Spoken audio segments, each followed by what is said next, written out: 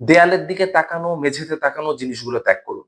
কখনো দেয়ালের দিকে তাকায় উত্তর দিবেন না, আচ্ছা সামনে এক্সামিনার আছে আপনি এদিকে তাকিয়ে কথা বলছেন।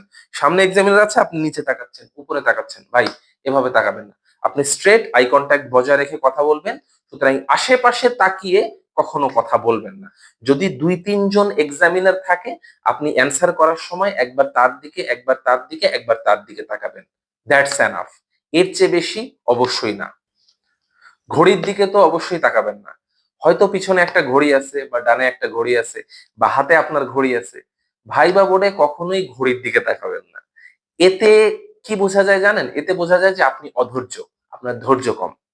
আর ভাইবা বোর্ডে কিন্তু এই জিনিসটা খুব গুরুত্বপূর্ণ। আপনি যে একজন ধৈর্যশীল মানুষ, আপনি যে অ্যাপ্রোচ করতে পারেন ঠান্ডা মাথায় শান্তভাবে আপনার কাম বডি ল্যাঙ্গুয়েজ দিয়ে যে আপনি তাদেরকে ইমপ্রেস করবেন, এই জিনিসটার জন্য ধৈর্য দেখানোটা বেশি গুরুত্বপূর্ণ।